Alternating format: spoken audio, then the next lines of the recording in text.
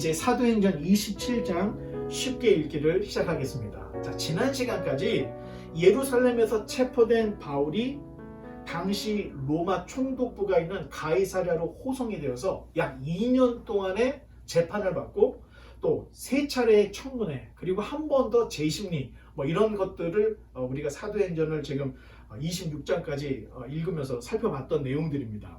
바울의 상황은 이 바울을 어떻게 됐든 죽이려고 하는 유대교의 지도부, 그리고 로마 시민권을 가지고 있었던 바울에 대한 기소를 조용히 그냥 마무리 짓고 싶었던 로마의 관료들, 그리고 그 틈에서 바울을 로마로 보내어서 로마의 황제 가이사에게 이 살아계신 하나님의 복음의 말씀을 어떻게든 황제에게 듣게 하시려고 하는 하나님의 섭리가 이렇게 굉장히 얽혀있고 맞물려 있는 이런 상황을 우리가 26장까지 읽으면서 살펴보았습니다. 결국 바울은 로마법에 처벌을 받을 만한 죄가 없었다, 이것이 확정이 되었습니다. 그런데 유대교 지도부는 바울을 다시 어떻게든 예루살렘으로 돌아오게끔 하려고 했습니다.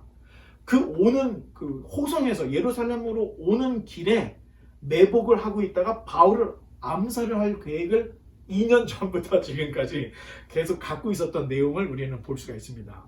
바울도 예루살렘 지도부의 계획대로 자기가 만약에 예루살렘으로 가게 되면 가이사랴를 떠나게 되면 자신의 신변이 굉장히 위태롭게 될 거라는 것을 다 알고 있었습니다. 청문회 결과는 처벌을 없이 끝날 분위기였지만 예루살렘으로 바울을 돌려보내려고 하는 상황이 되었기 때문에 바울로서는 자기가 로마 시민권으로서 가지고 있는 마지막 히든카드, 황제에게 호소해서 로마로 가는 그 길을 선택할 수밖에 없었던 내용들을 우리에게 보여주고 있고, 자, 오늘부터 사도행전 27장, 28장은 로마로 호송되는 바울의 이 험난한 여정, 그리고 마침내 로마에 도착해서 그곳에서 어떤 활동을 하고 있는지를 한 두세 절을 딱 요약을 해서 사도행전이 딱 맞춰지는, 자, 이런 내용들을 우리가 살펴보려고 합니다.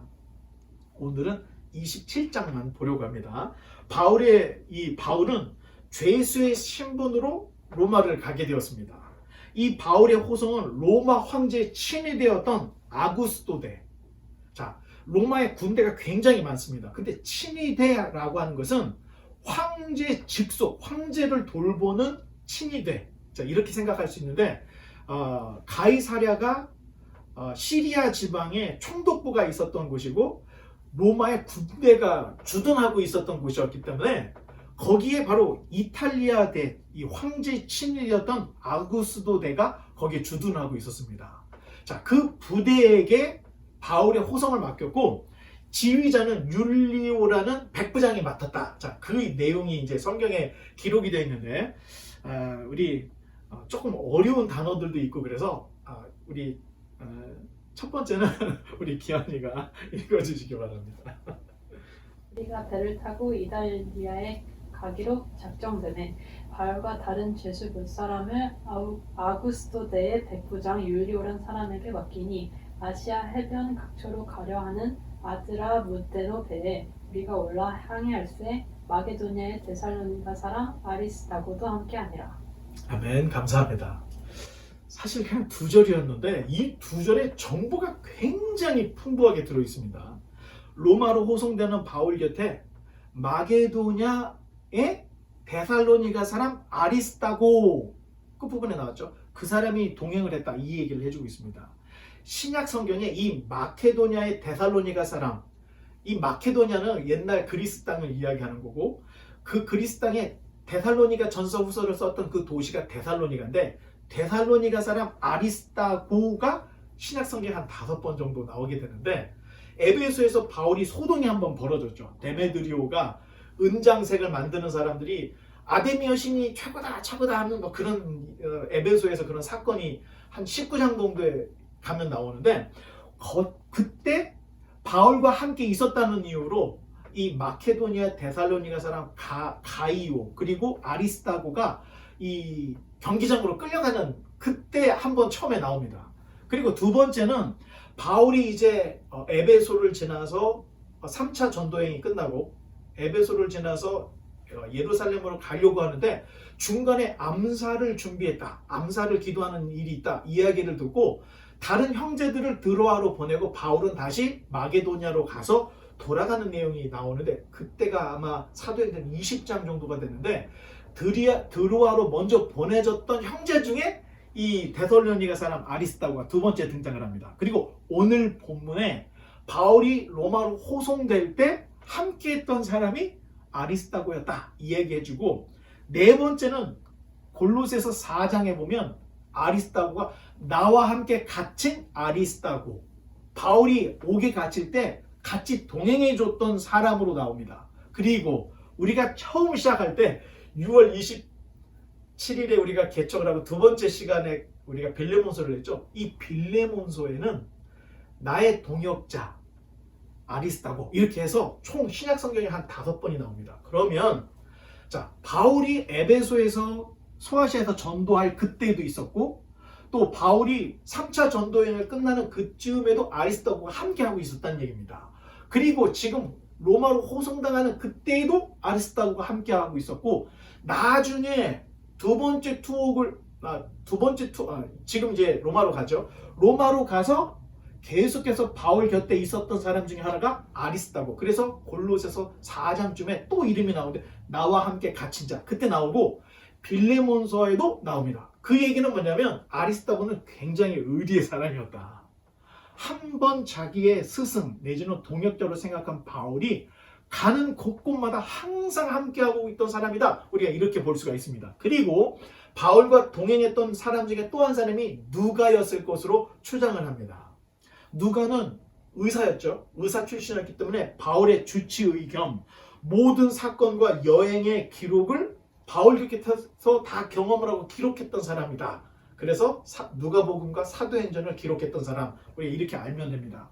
27장 첫 절은 우리가 이렇게 시작하고 있죠. 언젠가 한번 사도행전에 우리가로 시작하는 문단이 몇 개 있다. 이런 얘기를 여러분과 함께 나눴던 기억이 있는데 그 우리 문단에서 가장 긴 문단이 지금 오늘 읽을 우리 본문에 나오고 있습니다.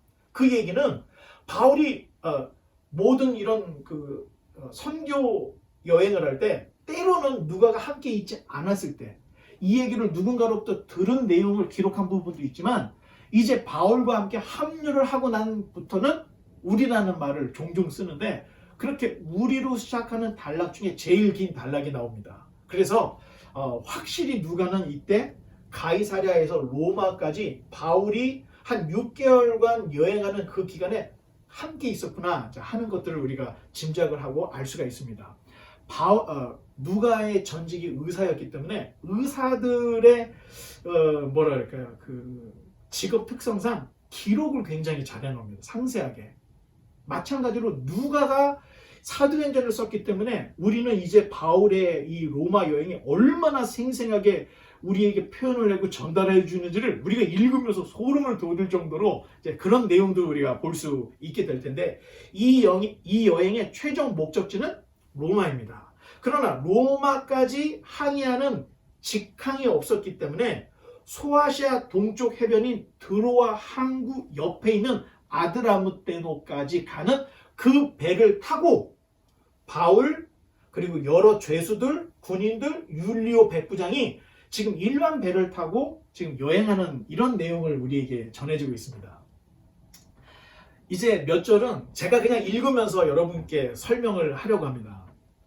3절에 이튿날 시돈의 대니 율리오가 바울을 친절히 대하여 친구들에게 가서 대접받기를 허락하더니 자 이런 내용이 나오죠.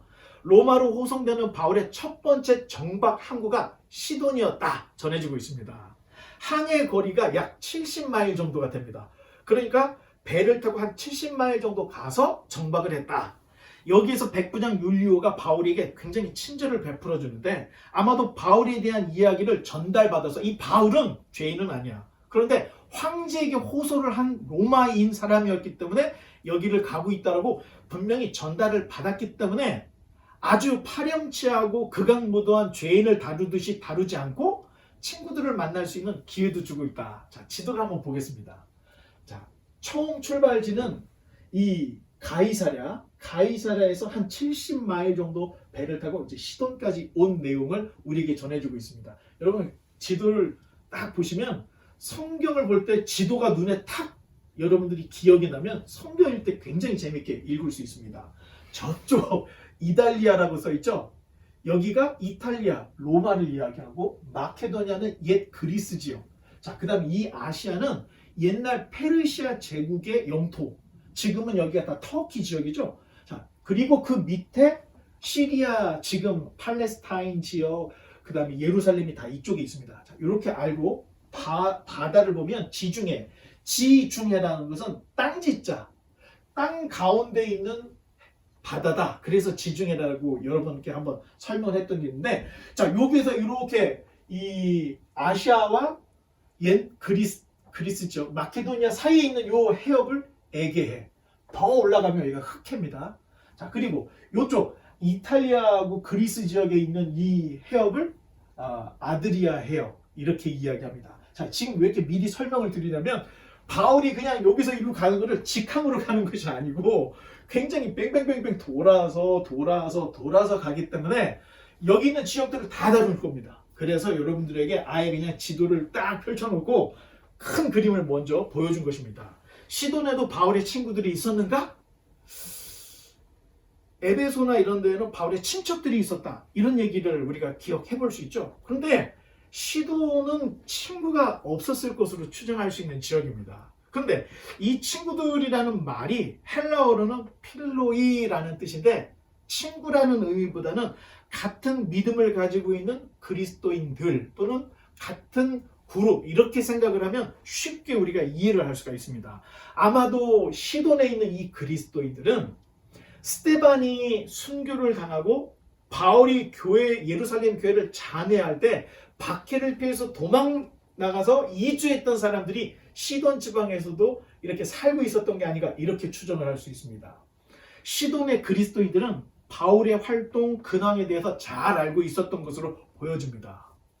그들이 시돈으로 오게 된 이유가 바울이 옛날 사울 적에 기독교인들을 박해하니까 도망 나와서 살았던 사람들인데 지금 바울이 가이사랴에서 2년 동안 재판받고 있었던 이야기들, 그 다음에 로마로 호송당하는 이야기들 이들이 다 알고 있었다는 겁니다. 그리고 가이사랴에서 배를 타면 분명히 시돈 지방을 들린다는 걸 알고 있어서 이 친구들이 같은 그리스도인들이 소문을 듣고 항구로 나와서 바울을 굉장히 따뜻하게 맞이해 줍니다. 그리고 위로와 교제의 시간을 갖는 내용을 우리에게 전해주고 있습니다.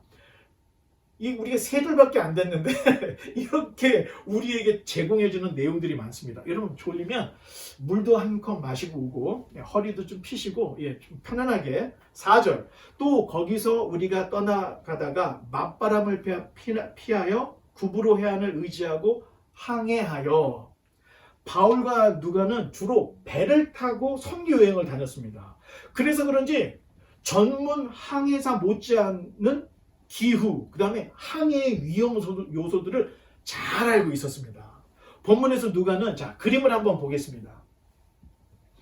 자, 이 지중해가 가을이 되면은 이 북서풍이 굉장히 세게 붑니다. 자, 그런데 바울이 지금 어디로 가야 되죠?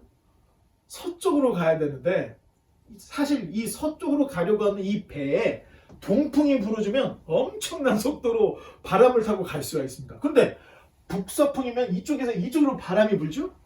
그러니까 이쪽에서 잘못 가다가는 배가 침몰할 수 있기 때문에 이렇게 넓은 깊은 바다로 가지 못하고 해안을 돌아서 밤빌리아, 길리기아를 돌아서 이 루기아에 있는 무라까지 오는 내용을 전해주고 있는데 지도를 못 보면 왜 이리로 갔는지 모르는 내용입니다. 그런데 기후가 북서풍이 불었기 때문에 갈 수가 없어서 돌아서 갔다. 그러니 굉장히 여행이 지루하고 더뎌졌다. 자, 우리는 이런 것들을 볼 수가 있습니다. 이 지역에 맞바람이 불 때가 바로 초가을부터 바람이 붑니다. 아마도 주후, 그렇다면 주후, 예수님이 오신 이후를 주후라고 그러죠. 주후 59년 10월경에 이 여행이 시작이 됐구나. 이렇게 예상을 해볼 수가 있는데 이외에도 비슷한 근거들이 이제 계속 나오게 될 것입니다. 이때부터 북서풍이 불기 시작해서 이제 바울의 여행은 기간이 길어지고 굉장히 힘든 여행이 될 것이다. 이런 것들을 알 수가 있는데, 여러분 당시에 돛을 사용하는 배들에게는 바람의 방향이 항로 결정에 무엇보다도 중요했습니다. 그래서 여행 시간이 더 길어질 수밖에 없고, 자, 이 맞바람을 맞으면서 배가 가야 되기 때문에 한 번에 갈 수가 없습니다.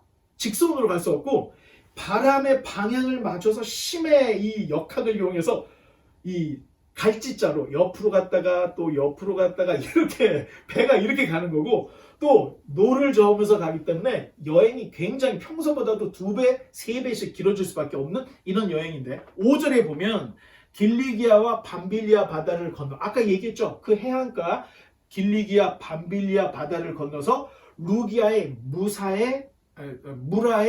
무라시에 이르러 거기서 백부장이 이달리아로 가는 알렉산드리아 배를 만나 우리를 오르게 하니, 자, 이렇게 기록이 되어 있습니다. 무라에 안전하게 도착을 했습니다. 때마침 이탈리아로 출항하는 알렉산드리아 배를 만나서 배를 탔는데, 이 알렉산드리아 선단에 속해 있는 이 배는, 자, 그림을 보겠습니다. 여기가 이집트죠. 알렉산드리아가 한 이쯤 되는데, 자, 여기가 전 유럽을 먹일 수 있는 나일강의 하구입니다. 여기서 엄청난 곡물이 있고, 자, 역사적인 그 자료들을 보면 로마의 시민권은 항상 빵 2덩어리씩 공짜로 제공이 되었고 노예가 제공이 되었다, 이런 기록들이 있습니다. 근데 그 빵 2개를 어디서 났을까? 이 나일강의 하구에서 나오는 엄청난 곡물을 배로 이탈리아까지 실어 나가서 거기에서 빵을 만들어서 로마 시민들에게 2덩어리씩 계속 나눠주었던 것입니다. 그런데 배가 여기서 직항을 갈 수가 없습니다. 너무 멀기 때문에. 그래서 이쪽에서 이 무라까지 직항을 해서 북쪽으로 올라가고, 자, 여기에서 다시 서쪽으로 가는 주로 이런 선단이 있었다는 겁니다. 알렉산드리아 선단. 이 선단은 주로 화물을 실어 나르는 이런 배였는데, 자, 바울이 가이사랴에서 로마로 갈 때는 이 군선을 탄 것이 아닙니다. 군선. 일반 배를 타고, 자, 이리로 갔던 것이고, 여기에서 로마로 가는 이 무역배를 만나서 이 배를 타고 갔는데, 옛날에 또 한 가지 재미있는 게, 백부장 이상 되는 군인이 배에 타면 생사여탈권이 군부에게 넘어갑니다. 책이 되게 재밌죠. 그 전에는 선주나 선장이 배의 주인이 되는데, 일단 로마의 군인 중에서도 장교급이 타면 생사여탈권 그리고 모든 이 지휘권이 로마 장군에게 넘어갑니다. 자, 이런 배를 지금 바울과 또 여러 죄수들 그리고 백부장이 이제 탔다, 이 얘기를 해주고 있습니다. 이 배들은 알렉산드리아에서 곡물을 싣고 무라로 가서 거기에서 다시 가는데, 지중해 항해는 11월부터 2월까지는 금지되어 있습니다. 겨울에는. 그 이유가 태풍이 엄청나게 불기 때문에 배들이 다 파손이 되고 또 깨어지기 때문에 11월부터 2월까지는 아예 겨울에는 배가 다니지 못하게 금지가 되어 있습니다. 당연히 여름은 편안하게 다닐 수 있는데 봄하고 가을은 위험 시기로 굉장히 주의를 해야 되는 이런 시기였다. 이제 우리가 이런 것들을 알고 있으면 이 바울의 여행이 결코 쉬운 여행이 아니었겠구나, 이런 것들을 알 수가 있습니다. 앞으로 사도행전에 기록된 누가의 이제 항해 일지를 읽어보면 알겠지만, 선주들이 겨울전에 어떻게든 로마에 도착하려고 애쓰는 모습을 우리가 찾아볼 수가 있습니다. 그렇다면 시기적으로 바울이 이 알렉산드리아 선단의 배를 탔을 때를 생각해보면, 그 해의 마지막 가을 곡물을 운반하는 무역선을 탄 게 아닌가, 마지막 배를 탄 게 아닌가, 막차를 탄 게 아닌가, 이렇게 생각을 해볼 수가 있습니다. 7절에 배가 더디가 여러 날 만에 간신히 니도 맞은편에 이르러 풍세가 더 허락하지 아니하므로 더 이상 앞으로 전진할 수가 없었다는 얘기죠. 살몬의 앞을 지나 그레데 해안을 바람막이로 항해하여 간신히 그 해안을 지나 미앙이라는 곳에 이르니 라세아시에서 가깝더라. 또 지도가 나오죠. 예. 지금 여기까지는 작은 배를 타고 어떻게 갔다는 얘기예요. 그런데 여기에서는 알렉산드리아 호 배를 타고 가는데 자 니도까지는 갔어. 니도까지 가는데 이 바람이 너무 세니까 아이고 안 되겠다. 남쪽으로 가자. 그래서 이 살모나 쪽으로 이렇게 숙였는데 자 바람이 북서풍이 부니까 이 그레데 섬이 바람막이가 돼줬던 겁니다. 그래서 바람막이로 바람을 딱 피해서 이렇게 해서 이제 미양까지 갔다. 자, 그 내용을 우리에게 이야기해주고 있는데 가을에 지중해에 부는 북서풍으로 인해서 이 배가 쉽게 갈 수가 없었고 속도를 내지 못했고 겨우 니도를 지나서 항로를 남쪽으로 향해서 살모네를 지나서 그레데 섬을 지나서 미양으로 갔다. 이제 여기까지 우리가 살펴봤습니다. 미양은 그레데 섬 남쪽, 자 여기 있죠 미양. 이 그레데 섬의 남쪽에 위치하여 있는 굉장히 좋은 그래서 이름이 아예 미항. 영어로는 Fair Haven. 이런 이름이 붙을 정도로 좋은 이런 그 항구였습니다. 이 라세아가 이쪽에 있는데 그 지역에 가깝더라. 이 얘기를 할 정도라면 이 미항이 당시에 굉장히 아름답게 그 유명했던 항구였다. 이제 이런 거를 우리가 짐작해서 볼 수가 있습니다. 그리고 이 여행들은 결코 쉽지가 않았는데 시기적으로 이때가 바로 금식하는 절기가 지난 때라는 단서를 우리에게 전해주고 있습니다. 첫 번째, 자 배가 북서풍이 불어서 힘들었다는 것을 봤을 때는 11월에 이 마지막 가을에 배가 출항했다 이렇게 생각할 수가 있었고 지금 또 우리가 이제 9절부터 11절까지를 읽어보면 또 한 가지의 가을에 이 배가 출항했다는 것을 전해주는 또 좋은 이야기가 있습니다. 9절로 11절까지를 또 한번 보겠습니다. 여러 날이 걸려 금식하는 절기가 이미 지났으므로 항해하기가 위태한지라 바울이 그들을 권하여 말하되 여러분이요 내가 보니 이번 항해가 하물과 배만 아니라 우리 생명에도 타격과 많은 손해를 끼치리라 하되 백부장이 선장과 선주의 말을 바울의 말보다 더 믿더라. 자 9절에 나와 있죠. 열이 날이 걸려 금식하는 절기가 이미 지났으므로 자 유대인들의 금식하는 절기는 우리 달력으로 봤을 때 10월입니다. 10월. 자 남유다의 예루살렘이 바벨론의 느부갓네살 왕에게 포위되던 때 그때를 영원히 잃어버리지 말자는 의미로 유대인들은 그 포위당한 그때를 금식일로 정해서 항상 그때가 되면 금식을 하는 절기가 있었습니다. 그런데 그때가 지났다. 10월이 지났다. 이렇게 볼 수가 있다는 것입니다. 자, 이 여행이 이제 가을의 여행이었고 바람 때문에 굉장히 어려운 여행이었다. 자, 여러 가지 정황을 통해서 우리가 볼 수 있습니다. 바울은 고린도후서 11장에 자신의 고난의 이력에 대해서 쫙 얘기를 하죠. 매를 맞고 태창을 맞고 얘기를 하는데 3번 파선하고 일주일을 깊은 바다에 지냈다. 이런 이야기를 쓰고 있습니다. 파선을 3번을 당했다는 얘기입니다. 3번을. 그런데 바울이 주로 사역을 했던 지역을 봤을 때는 이 지중해에 항해를 하다가 배가 파선이 됐었던 이런 내용들 그게 3번이나 있었다는 것입니다. 그리고 일주야의 깊은 바다 깜깜한 일주일 내내 햇볕도 없고 뭐 별도 볼 수 없는 그런 암흑의 이런 시간을 일주일을 보내는 적이 있었다. 이런 얘기를 바울이 쓰고 있는 것을 볼 수가 있는데 자 그렇다면 바울은 그 누구보다도 가을 이 초가을에 지중해에서의 항해가 얼마나 위험한지를 다른 사람들보다도 더 잘 알고 있었다. 자, 우린 이렇게 볼 수가 있습니다. 그래서 바울이 선장, 선주, 백부장에게 이야기를 했는데 백부장이 누구의 말을 들었죠? 선장, 선주의 말을 더 믿더라. 자, 그런 내용을 우리에게 전해주고 있습니다. 그래서 이번 항해가 만만치 않을 것을 이야기를 했고 백부장은 그걸 묵인했고 또 선주와 선주들은 어떻게든 겨울이 되기 전에 로마로 들어가려고 애를 쓰는 조금 무리해서라도 항해해서 로마로 가려고 하는 이런 얘기들을 우리에게 전해주고 있는데 이 배가 무슨 배라고 그랬죠? 무역선, 곡물을 잔뜩 싣고 있었습니다. 그러니까 얼거나 잘못되면 안 되고 겨울이 오기 전에 로마로 가서 퍼내야 됩니다. 물건을.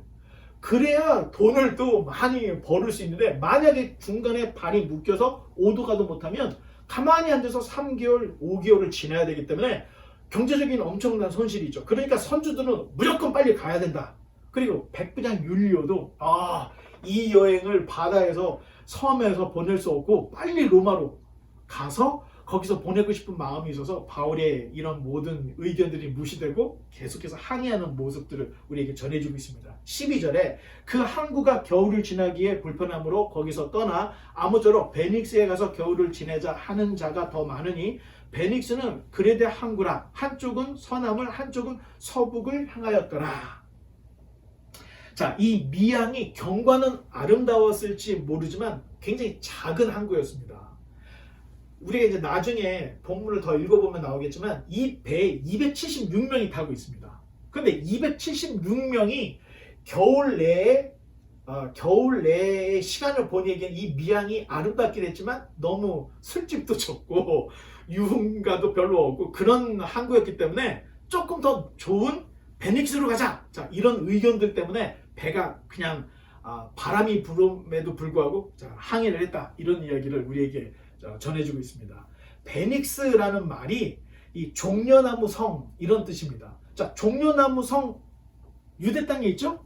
여리고성이 종려나무의 성이었죠. 여리고. 자, 이게 이제 그 그레데 섬에도 베닉스라는 항구가 종려나무의 성인데 종려나무가 야자수 비슷한 나무들입니다. 그만큼 따뜻하고 좋았던 이런 곳인데 기항이면 겨울을 날 거면 기항보다는 베닉스가 낫지. 그래서 이 무리하게 항해를 시작했다. 이 원인을 다 우리에게 전해주고 있습니다. 13절에 남풍이 순하게 불매.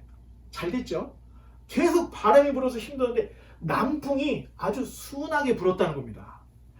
그들이 뜻을 이룬 줄 알고 닻을 감아 그레데 해변을 끼고 항해하였더니 자, 바람까지 순풍이 두니까 야, 잘 됐다. 이게 신의 뜻이구나. 베닉스에 가서 이번 겨울 한번 회포를 풀고 푹 쉬다가 로마로 가자. 이렇게 계획을 세웠던 것입니다.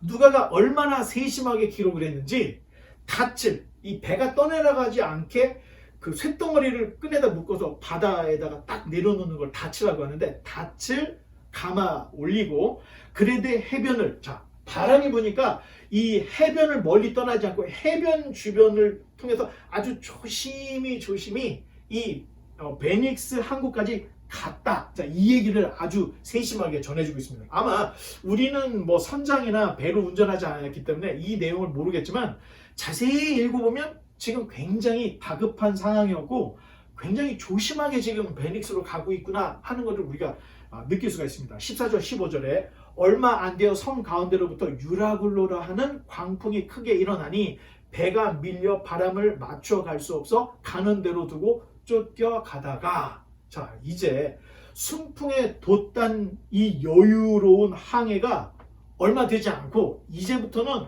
이 그레데 섬에서 불어닥치는 유라굴로라고 하는 강한 광풍이 배를 사정없이 밀어버렸다. 자, 이 얘기를 지금 우리에게 전해주고 있습니다. 유라굴로 미친 바람이라고 이야기를 하면 됩니다. 바람이 뭐 왼쪽에서 불도 오 이게 아니고 막 바람이 막 이런 식으로 불어서 배의 키를 잡을 수 없고 배를 조정할 수 없는 이런 위급한 상황이 되었다. 그것도 갑자기 처음에 남풍의 이 순풍으로 야, 잘 됐다 했는데 얼마 되지 않아서 이런 그 미친 바람 유라굴로를 만난 내용을 우리에게 전해주고 있습니다. 16절에 가우다라는 작은 섬 아래로 지나 간신히 거루를 잡아 끌어올리고 줄을 가지고 선체를 둘러감고 스르디스에 걸릴까 두려워하여 연장을 내리고 그냥 쫓아가더니 자, 유라굴로가 이 큰 범선을 얼마나 세차게 밀어붙였는지 배가 떠밀려서 그냥 둥둥둥둥 떠나가는 내용을 우리에게 전해주고 있습니다. 큰 범선이 바람에 움직일 정도는 이 바람이 얼마나 셌을까 우리가 볼 수 있는데 다행히 가우다라는 삼각형 모양의 작은 섬 아래로 이렇게 떠밀려 내려갔다 우리에게 전해지고 있습니다. 거루라고 하는 것은 자, 보이죠? 자, 큰 배에 구명보트 생각하면 됩니다. 이런 배를 큰 배가 줄을 매달아서 뒤에 이렇게 동실동실 이렇게 가지고 다니는데 이 거룻배를 끌어올릴 새도 없이 유라굴로라는 강풍을 만났던 것입니다. 그래서 어느 정도 제정신을 차리니까 거루를 끌어올려야지. 선원들이 신속히 이 거룻배를 끌어올려서 배에다가 꽁꽁 묶어놨다. 자, 이런 아주 세심한 내용까지도 우리에게 전해지고 있는데, 또 스르디스라는 게 나오는데, 스르디스는 암초나 모래톱을 의미합니다. 바다 밑에 돌이 있으면 암초, 바다 밑에 이렇게 모래톱이 있을 때는 요거를 사정내는 사초 이렇게 부릅니다. 자, 여기에 배가 이렇게 확 박히면 오도 가도 못하는 일이 벌어지기 때문에 지금 선원들이 바짝 긴장을 했던 게, 암초에 배가 끼어지든가 아니면 모래톱에 배가 끼어서 오도 가도 못하는 일이 생길까 하는 이런 두려움이 생긴 이야기를 하고, 연장을 내려서 배를 이제 어떻게든 구해보려고 하는 모습을 보는데, 자, 우리 성경에는 연장을 내렸다, 영어 성경에는 닻을 내렸다, 좀 말이 조금 이렇게 틀립니다. 그런데 내용은 뭐 여러 가지를 보면 어떤 학자들은 그나마 배가 빨리 흘러내려가는 것을 막으려고 어떤 손을 썼다, 또는 어떤 생각은 이 배의 어떤 제동장치가 아니었을까, 뭐 이런 여러 가지 추측을 하는데 정확한 의미는 모르지만, 하여튼 선원들은 자신들이 할 수 있는 최선의 방법을 지금 동원해서 이 배를 건지고 살아남으려고 사투를 벌이고 있다. 자, 우리는 볼 수가 있습니다. 18절에 우리가 광풍으로 심히 애쓰다가 이튿날 사공들이 짐을 바다에 풀어버리고. 자, 광풍이 얼마나 심했는지 전혀 손도 쓰지 못하다가 이튿날, 다음 날에 사공들이 이제 제정신을 차리고 배를 가볍게 해야 물 위에 떠서 암초나 이 스르디스에서 피할 수 있다 생각을 해서 짐을 다 버렸다는 겁니다. 이 사람들에게 있어서 이 짐이 재산인데 애굽에서 가지고 온 이 곡물들을 다 밖에 버리기 시작했던 겁니다. 왜? 사람이 이제 죽느냐 사느냐의 어떤 이런 급박한 자리가 되면 돈이고 뭐고 필요가 없다는 겁니다. 이제 살 길을 찾아서 물건들을 다 바다에다가 던져서 배를 가볍게 비워버리는, 자, 이런 내용을 우리에게 전해주고 있고, 19절에 사흘째 되는 날에 배의 기구를 그들의 손으로 내버리니라. 자, 사흘, 3일이 지났는데 이래도 이 파도, 이 유라굴로 광풍이 계속 부니까 더 배에 어떤 짐을 덜기 위해서 곡괭이, 망치, 이런 그냥 연장들까지도 다 배의 기구들을 다 버렸다는 겁니다. 20절, 여러 날 동안 해도 별도 보이지 아니하고 큰 광풍이 그대로 있음에 구원의 여망마저 없어졌더라. 자, 여러 날이 지났는데 별도 보이지 않고 해도 보이지 않고 이 광풍이 계속해서 휘몰아쳐서, 아마 우리 정현 형제는 저와 함께 바다 낚시를 가서 이 파도가 얼마나 힘든지를 아는데, 아니 저희가 시간을 잘못 선택을 해서 파도가 엄청나게 이는데 배가 이제 그 낚시배가 떠났던 거예요. 이 뉴저지에서. 근데 배가 얼마나 높이 뛰냐면 한참 올라갔다가 한참 내려가고 파도가 그렇게 센 거예요. 그런데 계속 하다 보니까 다 토하고 난리가 나고 화장실이 다 토한 걸로 막힐 정도로 난리가 났는데 3시간, 4시간이 지났는데 저는 견뎠습니다. 왜? 멀미약을 먹었기 때문에. 근데 시간이 길어지니까 얘들아 괜찮니? 하는데 갑자기 뱃속에서 노란 게 그냥 확 나오는 거예요. 그래서 다행히 이제 바다로 다 빠뜨렸는데, 이게 지금 몇 날 동안에 지금 이런 일이 계속 됐다는 겁니다. 어두웠고 바람이 엄청나게 유라굴로 이 미친 바람이 불고 사람들이, 선원들까지 이제는 죽었구나 이렇게 생각할 정도로 굉장히 어려운 항해를 하고 있다. 자, 지금은 나침판을 보지만 나침판이 없었을 때는 방향을 어떻게 잡았죠? 저녁에 별자리를 보고 받았는데 별도 보이지 않았다는 거예요. 그러니까 며칠 동안 이제 이 사람들은 야, 내가 어디에 있는지도 모르고 이젠 죽었구나 이렇게 생각들을 하는 굉장히 어려운 지금 상황이었다는 것을 보여주고 있습니다. 구원의 여망마저 끊어진 배 위에서 로마의 백부장, 군인들, 선주, 선장, 선원들뿐만 아니라 여러분 잘 들어야 됩니다. 이 안에 바울도 있었고 아리스타고도 있었고 누가도 이 배에, 미친 배에 타고 있었다는 것입니다. 지금 겪고 있는 이 두려움과 괴로움은 예수님을 믿었느냐 믿지 않았느냐 관계없이 배에 탄 모든 사람들이 동일하게 고난을 당하고 있다는 겁니다. 예수님을 믿는 바울 그리고 아리스타고 누가는 멀쩡했냐? 전혀 아니었다는 것입니다. 선원들과 함께 배에 탄 사람과 함께 다 두려워. 여러분, 코로나가 교회만 피해가진 않았잖아요. 코로나가 예수님 믿는 사람만 피해가진 않았죠. 그런데 이상하게 우리는 예수님만 믿으면 형통한다. 예수님만 믿으면 불행이 없어진다. 책임지지 못할 이야기를 우리는 너무 많이 하고 있다는 것입니다. 제가 아는 하나님은 하나님을 믿고 예수님을 믿든 믿지 않든 모든 사람에게 동일한 하나님의 은혜를 주신다는 겁니다. 그래서 예수님 잘 믿는 사람들에게만 비를 주는 게 아니라 예수님을 안 믿는 사람들도 비를 준다는 겁니다. 그런 하나님을 알아야지 너무 이기적인 내 하나님은 나만 지켜주고 나만 피해가게 하시고 예수님은 나만 잘 된다. 자, 이런 잘못된 모습들 때문에 기독교가 다 외면을 당하고 있는 겁니다. 신앙을 가졌으니 특권을 가졌다는 이런 잘못된 종교인들의 생각을 빨리 내버려야 한다는 것입니다. 파손된 위기에 바울이 타고 있었고 바울 또한 모든 사람과 같이 두려움에 괴로움을 겪고 있었다. 여러분 반드시 알아야 됩니다. 21절 22절에 여러 사람이 오래 먹지 못하였으며 바울이 가운데 서서 말하되 여러분이여 내 말을 듣고 그레데에서 떠나지 아니하여 이 타격과 손상을 면하였더라면 좋을 뻔하였느니라. 내가 너희를 권하노니 이제는 안심하라. 너희 중 아무도 생명에는 아무런 손상이 없겠고 오직 베뿐이리라. 이 여러 날 동안 아무것도 먹지 못한 상황이었습니다. 아마 어떤 사람도 이 배가 가지고 있었던 이 곡물을 가지고 요리를 할 수 있는 엄두를 내지 못했을 겁니다.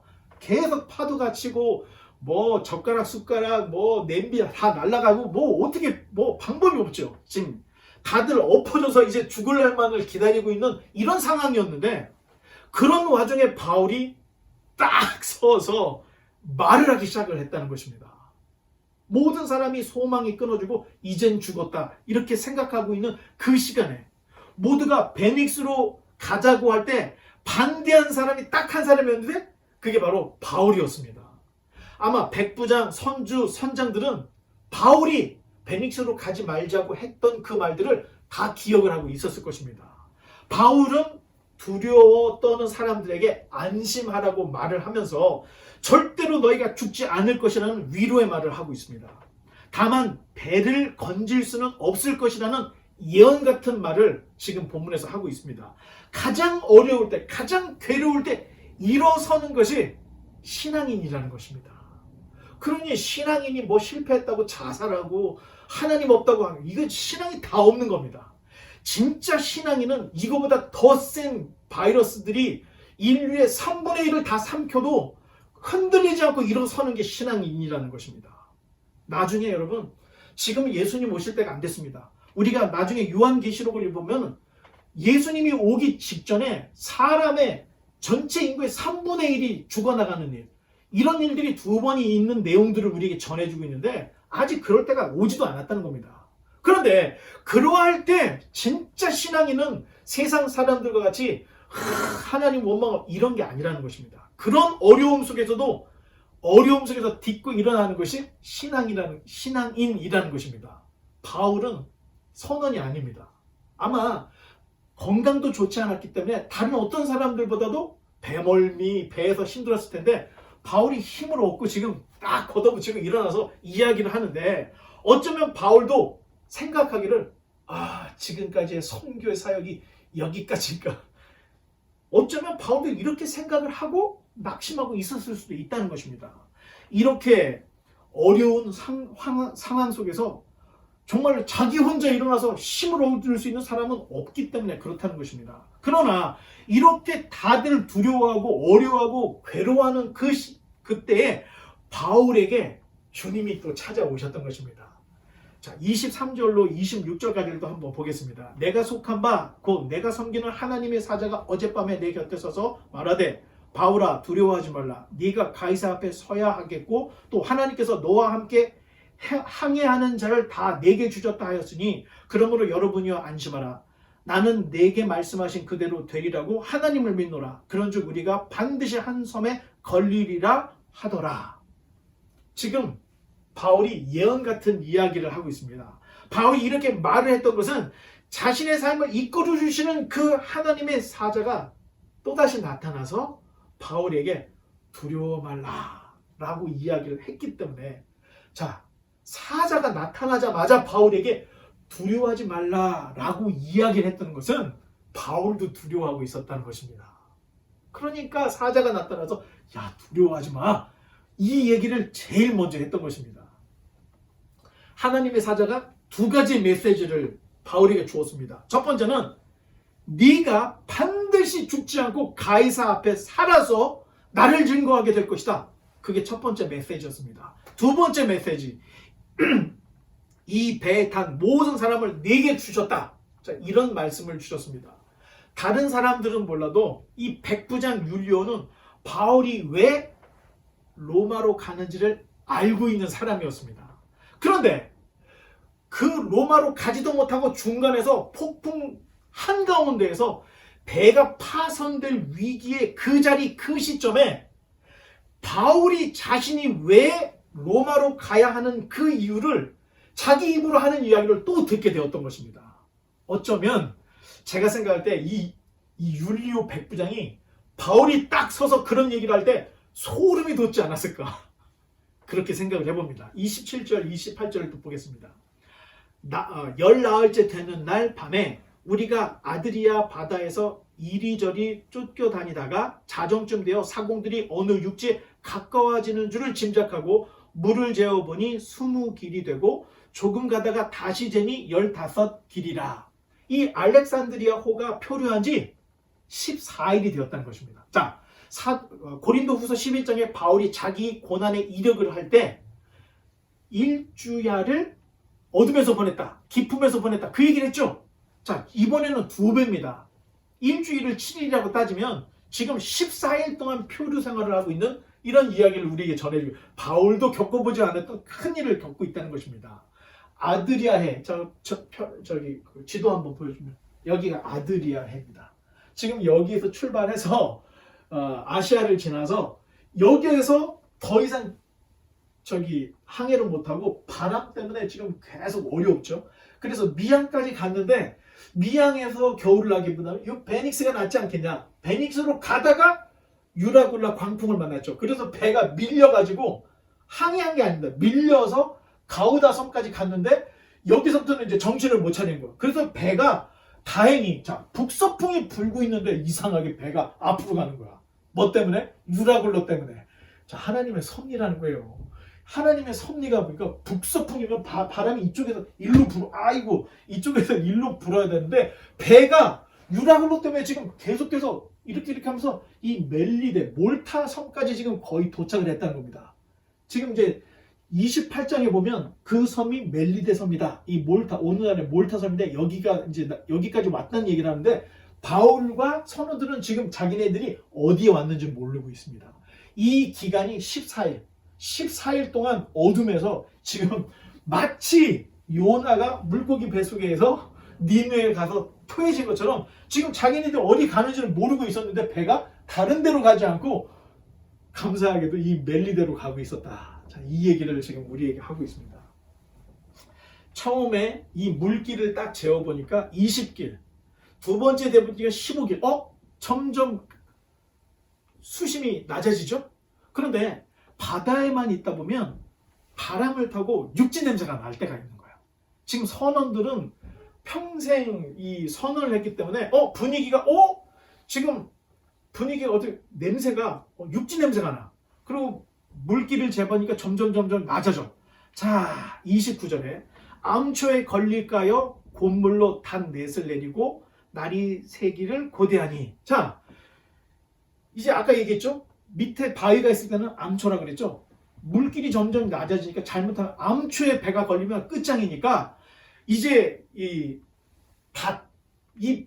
바람이 유라굴로 이 광풍이 얼마나 셌는지 어떻게든 밀리지 않으려고 닷을 하나가 아니고 닷 4개, 쇠붙이를 4개를 내려서 묶어놓고 지금 버티고 있었다. 이 얘기를 하고 있는 겁니다. 근데 이 4개를 다 하고 이제 떠날 준비를 하고 있는 내용을 이제 우리에게 전해주고 있는데, 자, 여러분들이 이제 하나 알아야 될 게, 고물 하면은 배 뒷부분을 고물이라고 합니다.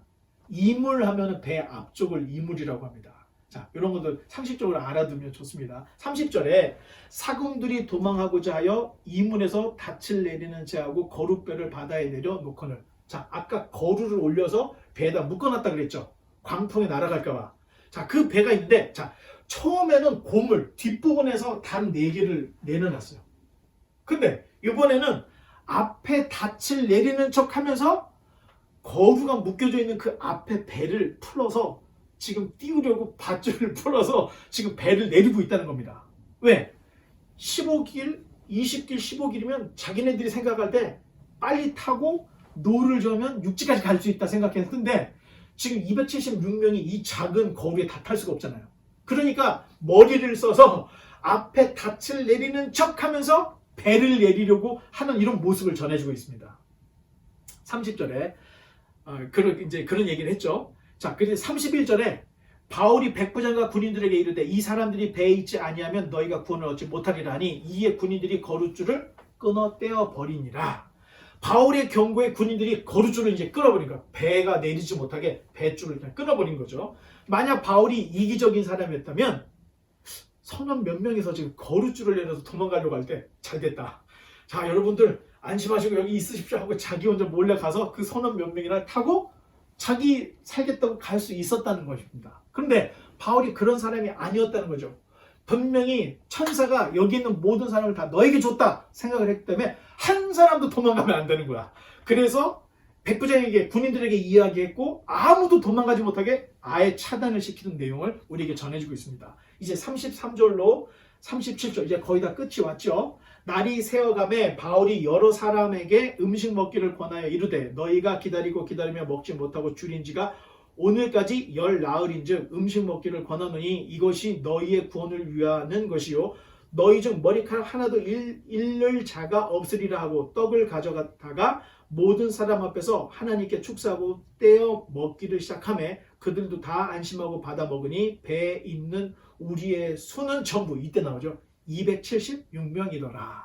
자, 떡을 먹는 시간이 됐습니다. 14일 동안 아무도 먹지 못하고 괴로워하는 이럴 때 정말 저는 한 4시간 그 배멀미를 하고 와 다시는 배를 못하겠다 생각했는데 그 멀미를 14일 동안 했던 거예요. 아무것도 못 먹고. 얼마나 다들 힘들었겠습니까? 그런데 바울은 배의 모든 이들에게 이제 음식 주려고 음식을 준비해서 마치 우리가 이제 예배 후에 성찬을 하는 것처럼 성찬식 하면서 떡을 떼어서 자, 이 음식 먹으라. 자기가 먹으니까 사람들이 바울이 먹는 걸 보고 먹었다. 이렇게 본문에 써 있죠. 자, 276명들이 먹었는데, 자, 아까 뱃사람들이 이튿날 뭘 버렸죠? 배에 화물을 다 버렸던 거야. 배에 화물을 다 버렸잖아요. 곡식도 다 버린 거예요. 자, 그런데 바울이 어디서 곡식을 나와서 이걸 지금 준비했는지 사실 저는 모르겠어요. 예수님이 오병이어 기적, 이스라엘 백성이 광야에서 만나를 먹었던 그런 기적들을 우리로 하여금 연상을 하게 하고 있다는 겁니다. 지금 아무것도 없는, 왜? 배에 연장배까지 다 집어던진 거예요.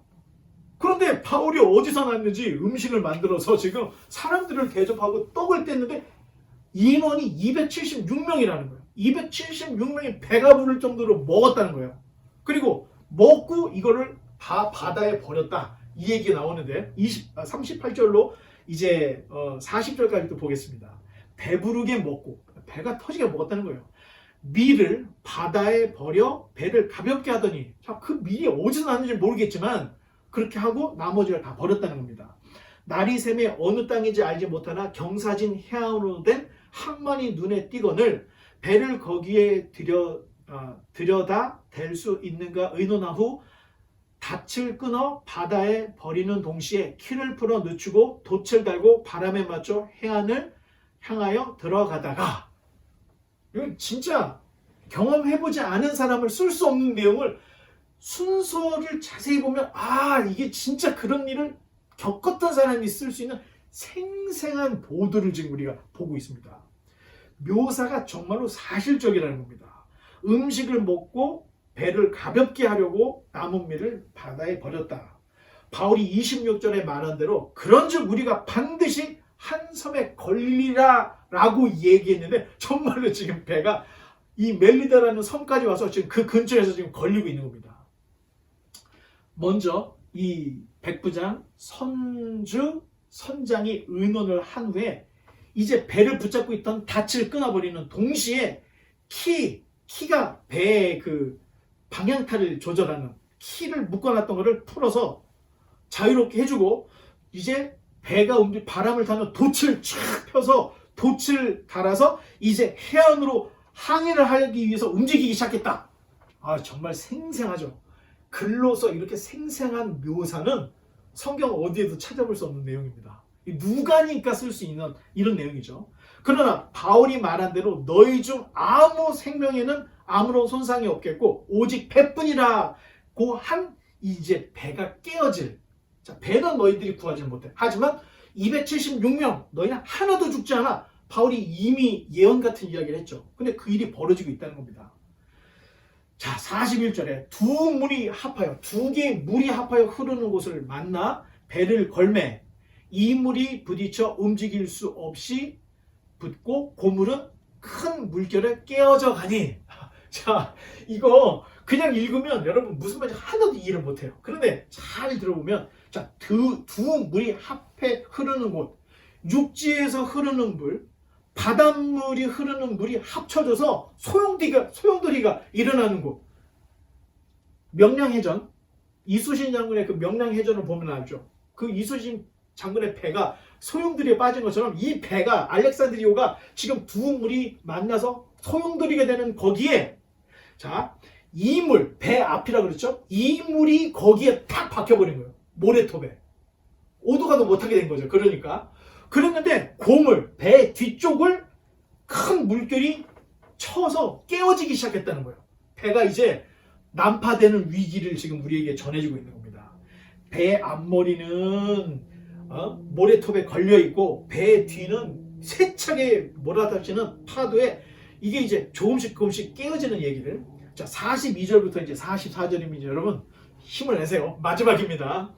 군인들은 죄수가 헤엄쳐서 도망할까 하여 그들을 죽이는 것이 좋다 하였으나 백부장이 바울을 구원하려 하여 그들의 뜻을 막고 헤엄칠 줄 아는 사람들을 명하여 물에 뛰어내려 먼저 육지에 나가게 하고 그 남은 사람들은 널주가 혹은 배 물건에 의지하여 나가게 하니 마침내 사람들이 다 상륙하여 구조되느니라. 마침내 사람들이 276명 전원이 다 육지로 상륙하여 구조되었다. 이 얘기를 하고 있습니다.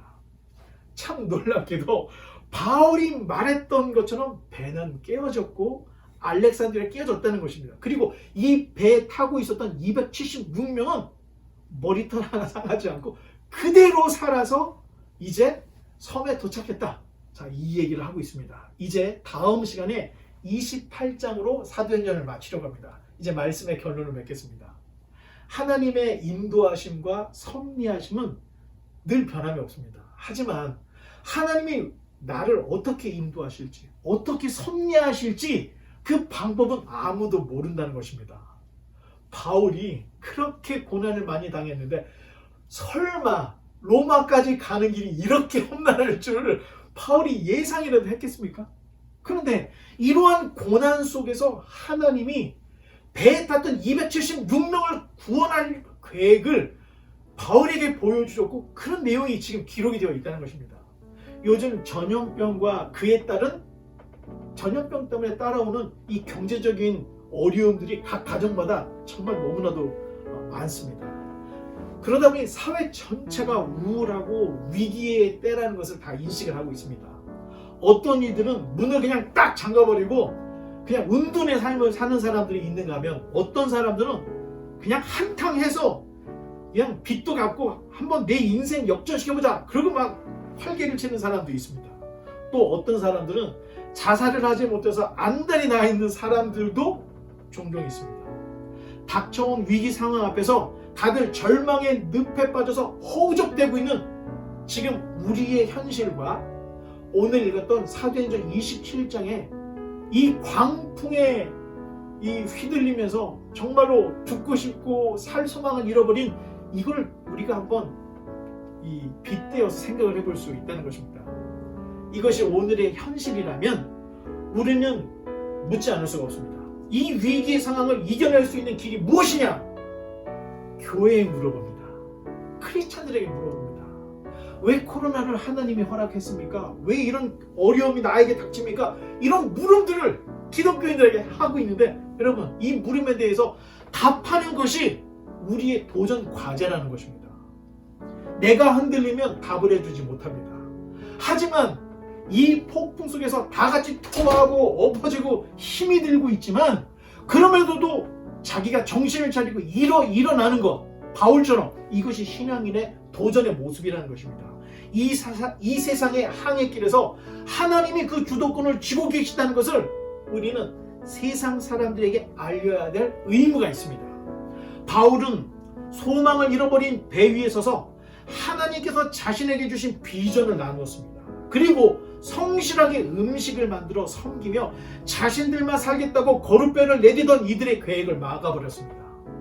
우리가 살고 있는 이 시대에 정말로 이 1급 비밀을 알아서 자기들만 투자해서 돈을 벌어먹는 이런 사람들이 있잖아요. 그런 사람들 보고 나도 거기 끼어서 뭔가 해보려고 하면 이런 마음 기독교인의 자세가 아니라는 겁니다. 내가 좋은 정보를 얻었다면 나만 먹고 나만 살 길을 찾는 것이 아니라 쉐어하고 나눠주고 다 같이 살 길을 찾는 것이 기독교인의 모습이라는 것입니다.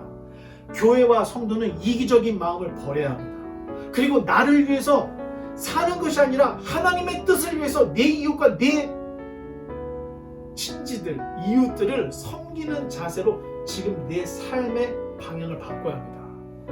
요한복음 21장에 주님께서 베드로에게 이렇게 말씀하셨습니다.